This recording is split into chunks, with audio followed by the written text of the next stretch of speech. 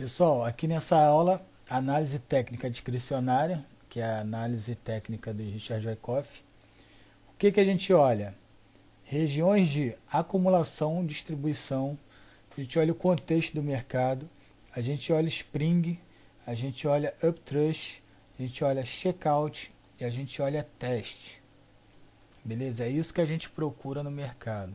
Padrões referentes a volume, padrões de barras ou de candles que estão interligados com volume.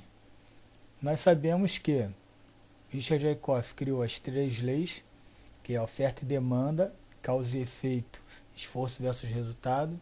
Não é que ele criou as três leis, ele pegou essas leis e implementou no mercado financeiro. Essa imagem vocês já devem ter visto do PDF, que talvez vocês tenham baixado no nosso Telegram ou também no YouTube. O que ela quer dizer? Aqui o Wyckoff ele tinha mostrado como era o ciclo de mercado. O mercado está sobrevendido, quer dizer que é uma região de acumulação. O mercado vai para uma tendência de alta, quer dizer que a demanda é maior do que a oferta, então o mercado sobe. O mercado está sobrecomprado, quer dizer, entre aspas, que ele já subiu muito, então começa a distribuição. Aí o mercado entra na tendência de baixa, quer dizer que a oferta é maior do que a demanda, mais gente vendendo do que mais gente comprando. Então esse aqui é o ciclo de Richard Wyckoff. Aqui você não está vendo padrão de candle, aqui você não está vendo formação gráfica, aqui você só tem que entender o contexto do mercado. Baseado no contexto do mercado, a sua mente vai ficar, cara, vai ficar excelente para você poder visualizar operações. Aqui a primeira lei, a lei de oferta e demanda.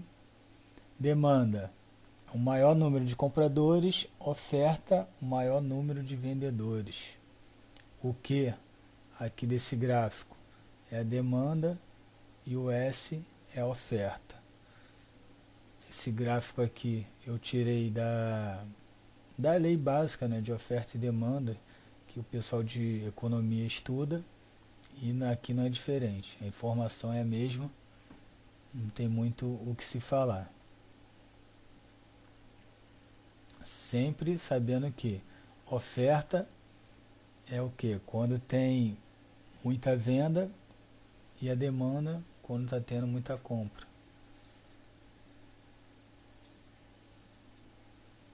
Aqui é a lei de causa e efeito. Onde ela entra? A lei de causa e efeito é a troca de dinheiro das mãos fortes para as mãos fracas. Então, a causa, conforme está mostrado no exemplo, quer dizer que o mercado ficou consolidando, gerando uma causa, e o efeito foi a tendência. Então, a causa, ela vai ser de forma nem sempre horizontal, porque os grandes players eles mexem o mercado da forma que eles querem, mas o efeito vai ter que sempre ser uma tendência, porque o efeito tem que ser uma tendência desse resultado, nem que seja uma reação oposta. Às vezes está subindo por uma causa e cai por um efeito na mesma reação. Beleza, pessoal? Acho que ficou fácil o entendimento. E outra coisa que eu quero falar, que às vezes as leis elas vão se misturar. Não é que elas vão se misturar, elas vão estar muito parecidas. E eu já tive o pessoal me chamando no privado, confundindo, fala, pô Eduardo, eu não estou entendendo esforço versus resultado, causa e efeito, até a própria oferta e demanda. Você tem que entender que tudo isso se entrelaça. Causa e efeito, oferta e demanda, esforço versus resultado. Tudo vai se entrelaçar. Nesse próprio gráfico aqui, você tem o que? O mercado estava caindo, então secou a oferta. Começa a entrar compra. Se entrar compra, a demanda é maior. Da mesma forma que você tem a causa, se você tivesse o volume aqui, você estaria vendo esforço versus resultado. Então é esforço que é gerado pelo volume e o resultado é o tamanho da quantidade de pontos que o mercado fez, ok? Aqui é o exemplo de esforço versus resultado que eu acabei de falar. Se o resultado não é proporcional ao esforço, algo estranho está acontecendo. Então vamos dar uma olhada no que aquilo dali quer dizer. Olha o tamanho dessa barra aqui, ó, desse volume. Olha o tamanho desse volume, olha quanto volume entrou. E depois não teve mais volume para dar continuidade no movimento. O mercado não deu continuidade no movimento. Ele fez um teste na venda, ele volta subindo. Você pode olhar o volume aqui embaixo. Fraco, testa o topo. O mercado entra um alto volume, novamente um volume de quase a mesma proporção do que o volume anterior, e o mercado não sai desse range. E depois o mercado vai para baixo. Resumindo, você precisa saber aqui de topo duplo, topo triplo, ombro, cabeça, ombro. Não, você precisa ler o contexto do mercado, você precisa fazer essa assimilação. Então, voltando à frase aqui, ó, se o resultado não é proporcional ao esforço, algo estranho está acontecendo. Possível mudança de direção do preço, possível freio do movimento, que foi o que aconteceu aqui.